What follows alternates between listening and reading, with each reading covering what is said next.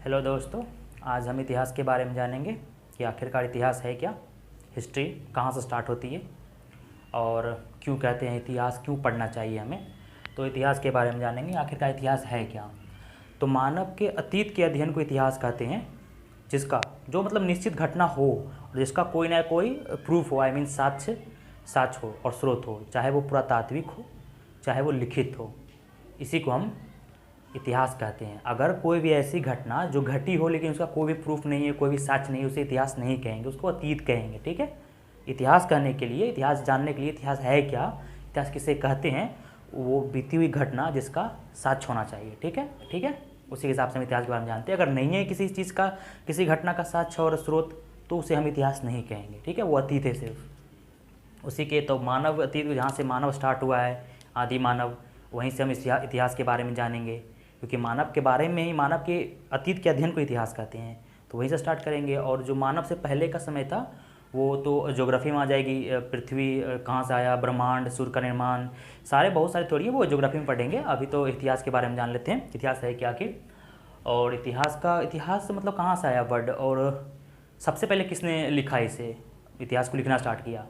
तो ये जो है हेरोडोटस, जो फादर ऑफ हिस्ट्री कहलाते हैं, इतिहास का पिता। क्योंकि सबसे पहले हेरोडोटस ही थे, जो यूनानी इतिहासकार और भूगोलवेता दोनों हैं। इन्होंने अपनी एक पुस्तक हिस्टोरिका में सबसे पहले इतिहास को लिखने का शुरुआत किए थे, जो कि एक प्रूफ के साथ में था। ठीक है, तो हेरोडोटस बोलेंगे। और इनको पिता किसने बोल दिया कि इतिहास का पिता, मतलब किस बंदे ने बोला, तो एक बंदा था, रोमन दार्शनिक, रोमन फिलोसफर था, सिसरो ने इनको बोला है, ये फादर ऑफ हिस्ट्री हैं। क्योंकि सबसे पहले हिस्टोरिया शब्द का प्रयोग किया, जिससे बाद में हिस्ट्री बोला गया, और अपना बुक हिस्टोरिका लिखे, द हिस्टोरिका, 430 बीसी में। तो फादर ऑफ हिस्ट्री, ठीक है, हेरोडोटस।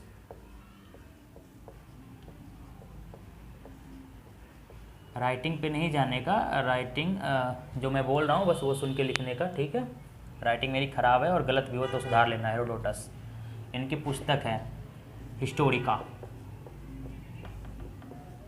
ठीक है, 430 बीसी में लिखा गया, बिफोर क्राइस्ट, ईसा मसीह के जन्म के 430 साल पहले हिस्टोरिका लिखा गया। इनको किसने बोल दिया पिता, history of father, father of history किसने बोल दिया, तो एक रोमन फिलोसफर थे, सिसरो ने इनको बोला है फादर ऑफ पिता, क्योंकि सबसे पहले हिस्ट्री की लिखित जानकारी अपना बुक में इन्होंने लिखा था हिस्ट्री के बारे में, इसलिए हेरोडोटस को पिता बोला जाता है इतिहास का। अब जैसे मैंने बोला कि इतिहास किसे कहते हैं, तो जो भी हमारा अतीत जो बीत गया उसका कोई ना कोई साक्ष्य हुआ होगा, तभी इतिहास लिखा है। तो वही स्रोत हम जानेंगे कि आखिर वो 3 स्रोत है, आई मीन वो स्रोत कौन कौन से हैं। तो 3 ही टाइप का स्रोत होता है। एक साहित्यक, जो हमारे वेद ग्रंथों से लिखा जाता है। दूसरा है कि कोई बंदा विदेशी यात्रा विवरण, विदेश के लोग आए, जहाँ जहाँ गए, अपने अपने बारे में अपने बुक्स में कुछ ना कुछ लिखे हैं। तीसरा हो गया पुरातात्विक स्रोत, जिसके बारे में पुरातात्विक आई मीन जो भी स्मारक वन अभिलेख, जिससे पता चलता है इतिहास के बारे में। चाहे वो जैसे मैं जब से लिखना स्टार्ट ही नहीं था, इतिहास में ऐसा भी काल आया था ना, आदि मानव जब आया तो स्टार्टिंग थोड़ा ना कर दिया था कि चलो लिखना स्टार्ट कर दिए, चलो हो गया सब कुछ, नहीं। एक ऐसा भी पीरियड था जिसको प्रागैतिहासिक काल कहते हैं, उसमें लिखना स्टार्ट ही नहीं हुआ था। उसके बारे में जो भी जानकारी मिलती है ना, वो पुरातात्विक स्रोत से पता चलता है, खुदाई से, कि कौन स्रोत कितने साल पहले। ठीक है, और डेटिंग, कार्बन डेटिंग पद्धति से सब जानकारी निकला है, बहुत सारे ऐसे डेटिंग है। तो हम पहले स्टार्ट करेंगे कि वो स्रोत कौन कौन से हैं। तो 3 टाइप के स्रोत हैं। पहले हम इसके बारे में पढ़ लेते हैं, स्रोत बाद में पढ़ेंगे। पहले पढ़ लेते हैं कि father of history, Herodotus, book Historica, 430 BC में। किसने बोला father of history, Roman philosopher Cicero ने। अब आ गया है कि हम भारत के बारे में जानेंगे कि भारतीय इतिहास के पिता किसे कहते हैं। तो भारतीय इतिहास के पिता जो हैं, क्योंकि जाहिर सी बात है, जो पहले आएगा, जो पहले लिखेगा, वही भारत का पिता, आई मीन भारतीय इतिहास के पिता कहेगा। तो भारतीय इतिहास का पिता जो है ना, भारतीय इतिहास के पिता, फादर ऑफ इंडियन हिस्ट्री, भारतीय इतिहास के पिता मेगास्थनीज को बोलेंगे। ठीक है, जो चंद्रगुप्त मौर्य के दरबार में एक राजदूत था, सेल्यूकस निकेटर ने भेजा था अपना एम्बेसडर बना के, मेगास्थनीज। इसी का बुक है इंडिका, बुक इनका इंडिका, जिसमें मौर्य साम्राज्य के बारे में लिखा गया है और उस समय इंडिया में कौन से कल्चर थे, सामाजिक अर्थव्यवस्था, सारे मौर्य समाज के बारे में लिखा है इंडिका में। ये चंद्रगुप्त मौर्य के समय में आया था, मौर्य काल। ठीक, तो father of history Herodotus, book Historica 430 BC में लिखा है। किसने बोला father of history? Roman philosopher Cicero ने। भारतीय इतिहास के पिता किसे बोलते हैं? मेगास्थनीज को। इंडिका बुक है इनका, मौर्य काल में आए थे, चंद्रगुप्त मौर्य के दरबार में एम्बेसडर थे, सेल्यूकस निकेटर का राजदूत थे ये, तो इन्होंने इंडिका लिखा है। हो गया ख़त्म, 2 बात याद है, भारतीय इतिहास के पिता मेगास्थनीज। अब बात आती है स्रोतों के बारे में कि इसे इतिहास किसने कैसे लिखा है। तो स्रोत होते हैं, अब सोर्सेस के बारे में पढ़ेंगे हम कि सोर्स आखिर इतिहास के जानने का क्या क्या है। तो मेनली 3 टाइप के सोर्स हैं, जो भी मैंने बताया था। सोर्सेस, स्रोत, ठीक है। लेटर पे नहीं जाने का, वर्ड पे नहीं जाने का, वर्ड अपने आप लिख लेना सब। अब 3 टाइप के जो स्रोत हैं, पहला है साहित्यक स्रोत, ठीक है, साहित्यक स्रोत, लिटरेरी एविडेंस, ठीक है। दूसरा है विदेशी यात्रा विवरण,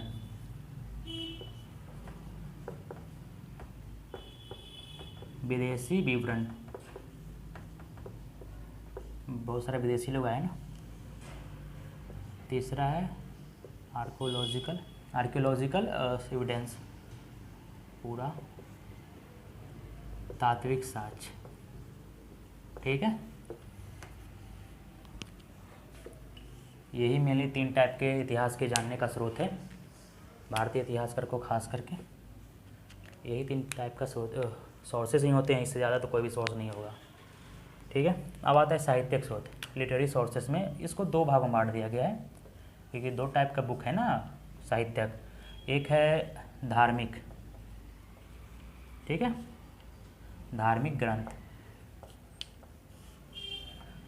दूसरा है लौकिक ग्रंथ, लोगों के द्वारा बोला गया लिखा गया, लौकिक ग्रंथ, रिलीजियस नॉन रिलीजियस।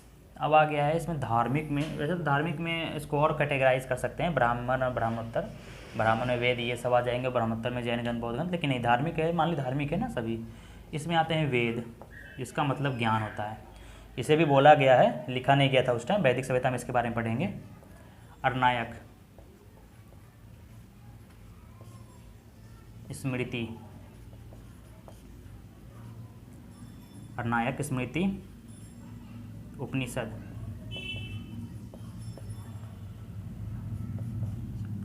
और ये सब सुधार लेना, बट जो भी है गलत हो मात्रा में। स्मृति उपनिषद हो गया है, वेद, अर्नायक, स्मृति, पुराण, रामायण,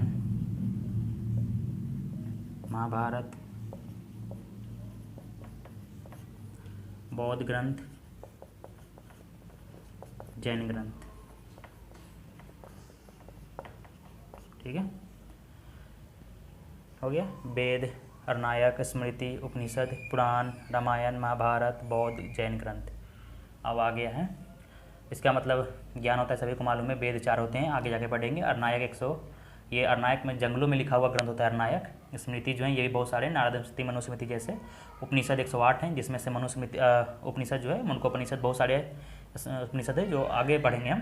पुराण 18 हैं, लोमर्स ने लिखा है, आगे भी बात करेंगे। रामायण महाभारत वाल्मीकि वेद व्यास दोनों लिखा है, इसके बारे में हमें पहले के बारे में जो भी वैदिक सभ्यता स्टार्ट होती है पता चलती है। बौद्ध ग्रंथ, जैन ग्रंथ जो भी है सब महाजनपद काल में भी इसी के बारे में, इससे पता चलेगा अधिकतर, जैन ग्रंथ और बौद्ध ग्रंथ। अब आते हैं लौकिक ग्रंथ, जो लोगों ने बोला है, लिखा है, ठीक है, जैसे में इंडिका, ठीक है,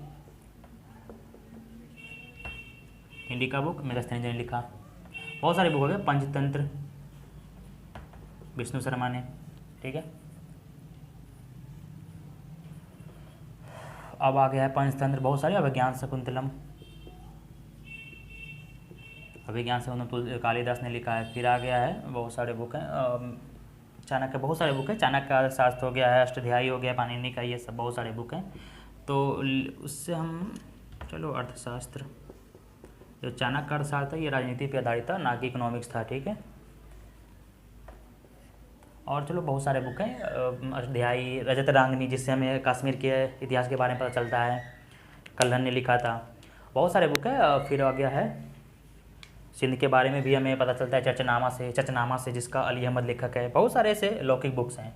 और जीवनी और लौकिक ग्रंथ, ऐतिहासिक ग्रंथ जो है सब इसी में आते हैं, ठीक है। जीवनी जैसे में अकबरनामा, बाबरनामा, अकबर और बाबर के बारे में पता चलता है, ठीक है। अब आ गया विदेशी यात्रा विवरण, शॉर्ट से सारे के बारे में डिटेल से पढ़ेंगे जब जिसका काम आएगा, ठीक है। अभी सब शॉर्ट फॉर्म में बस बता दे रहा हूँ यहाँ पे।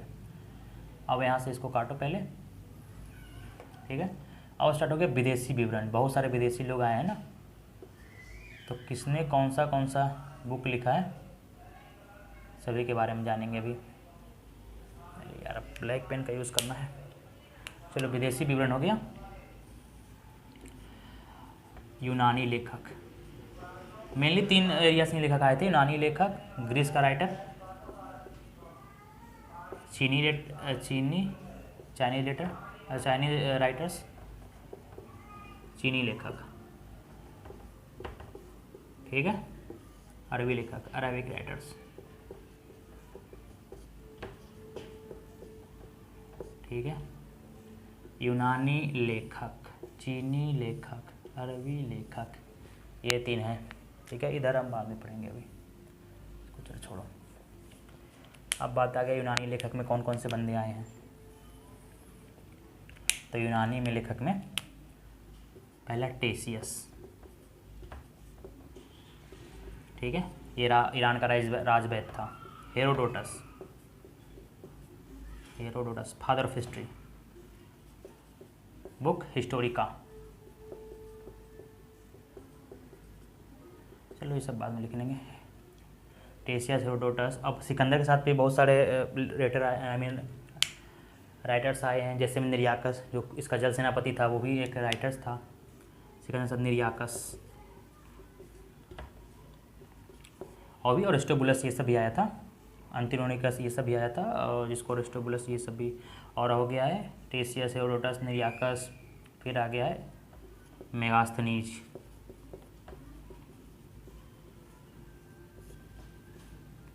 डाइमेकस, डायोनीसियस,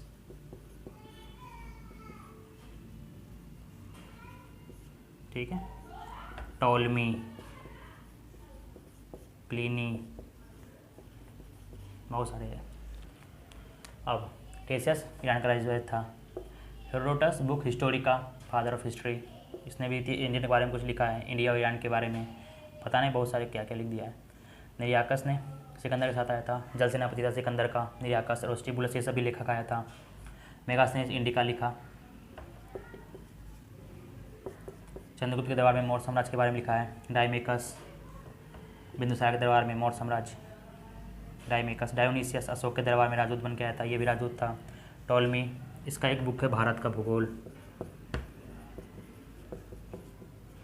ठीक है। टॉलमी भी एक राइटर है। प्लिनी, इसका भी एक है नेचुरल बुक है, नेचुरल हिस्ट्री, ठीक है। नेचुरल हिस्ट्री इसका बुक है, नेचुरल हिस्ट्री, भारत का भूगोल, ये प्लिनी है, ठीक है।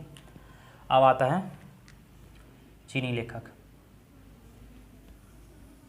चीनी लेखक में महान आते हैं अभी फाहियान,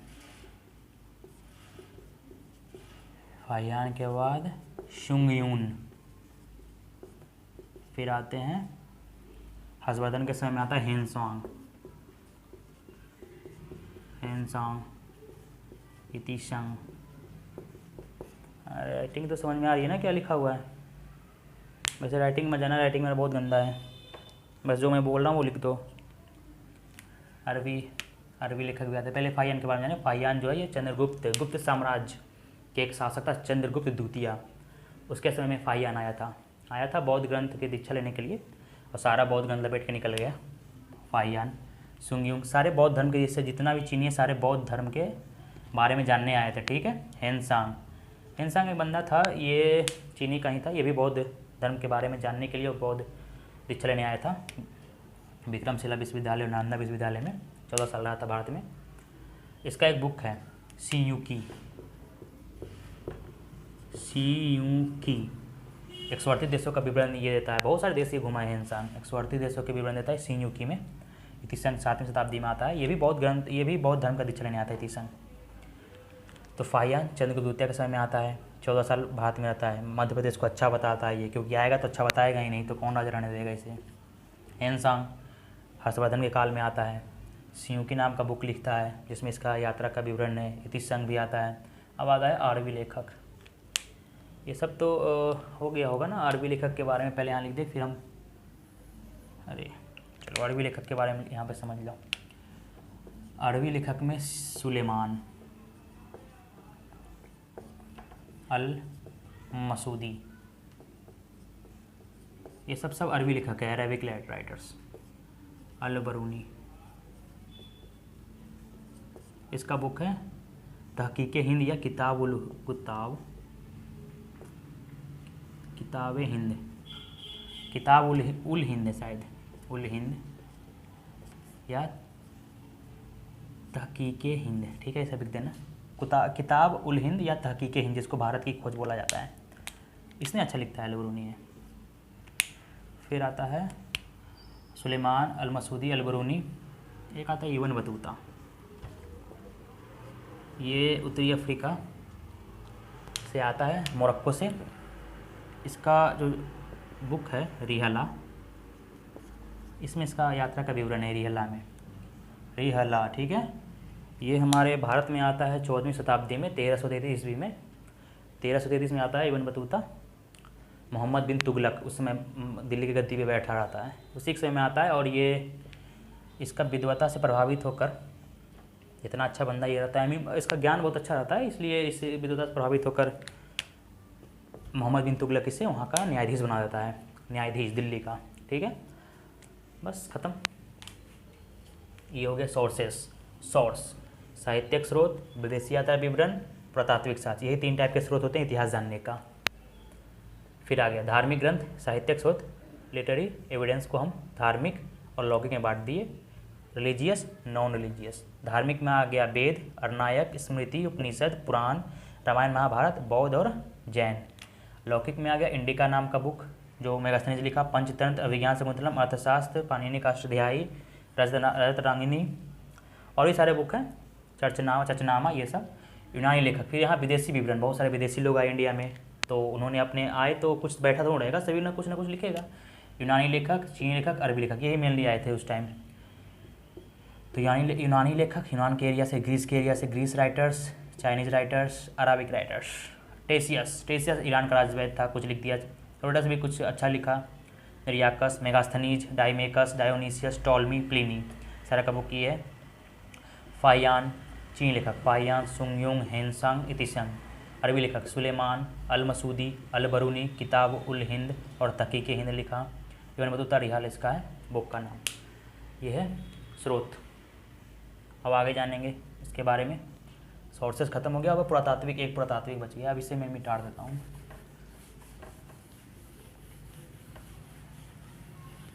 रुक जाओ। अब यहाँ पे पहले इसके बारे में लिख थोड़ा सा, पुरातात्विक साक्ष्य में कौन से आते हैं, ये तो मेन है कि जब लिखने की स्टार्टिंग नहीं हुई थी तो इसी से समझ में आएगा ना। तो ये पहला हो गया अभिलेख, ठीक है, रिकॉर्ड्स हो गया। चलो अभिलेख, मुद्राएं, क्वाइंस, मोनूमेंट्स, स्मारक या भवन जो भी हो। अभिलेख, मुद्राएं, स्मारक, भवन, मूर्तियाँ। अरे यार राइटिंग ही खराब है मेरा। मूर्तियाँ और चित्रकला,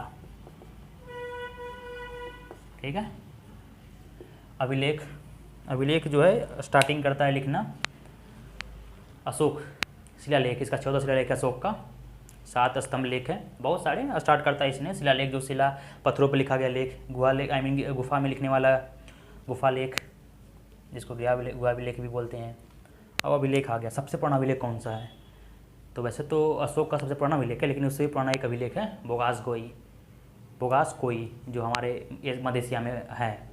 शायद उसे डरायस ने लिखता है वहाँ पे कुछ, बहुत पुराना है। सबसे पुराना वही है बोगास कोई अभिलेख। तो अभिलेख हो गया जो अशोक ने भी बहुत सारे अभिलेख लिखाए हैं।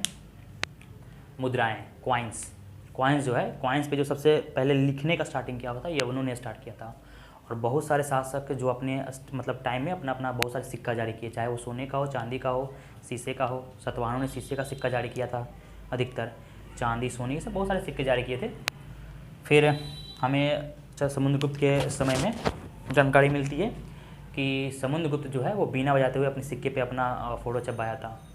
ठीक है, इसी से हम पहचानते हैं कि वो बीना ही बजाता था, मतलब बीना जो भी हो, सबसे पुराना वाद्य यंत्र बीना ही है हमारे भारत का। मूर्तियाँ और चित्रकला, मूर्तियाँ ये सब तो बहुत सारे पता है कि हड़प्पा सभ्यता से भी मूर्ति मिली है नर्तिका का। चित्रकलाएँ भीमबेटका में बहुत सारे चित्रकलाएँ हैं। ठीक है, तो इसके बारे में हमें पुरातात्विक शोध पता चलता है, जिसमें जिस टाइम हमारा लिखित सोच नहीं था, प्रागैतिहासिक काल और आधैतिहासिक काल, अभिलेखों से ही पता चल, बहुत सारे पुरातात्विक शोधों से पता चलेगा। स्मारक भवन, मूर्ति कलाएँ जो भी से हो गया, ये है स्रोत। रोक के लिख सकते हैं, इसको ख़त्म करो, फिर सोर्सेस को उड़ा दो। ये इतिहास का स्टार्टिंग हुआ है। अब अध्याय 1 कल से स्टार्ट करेंगे, क्योंकि अब इतना टाइम नहीं, वीडियो लंबा हो जाएगा तो अच्छा नहीं लगेगा। ठीक है, अब कल से स्टार्ट करेंगे। इतिहास को स्रोत के आधार पर बांटा गया है, प्रागैतिहासिक, आदि ऐतिहासिक, ऐतिहासिक, pre-history, proto history, historic period, ये सब स्टार्टिंग करेंगे कल से। ठीक है, तो आज के लिए इतना ही। अगर कोई भी डाउट हो, ना समझ में आया हो, कमेंट बॉक्स में ज़रूर लिखना। ठीक है, और जो भी पूछना हो कमेंट बॉक्स में लिख सकते हो। जय हिंद, मिलेंगे नेक्स्ट वीडियो में।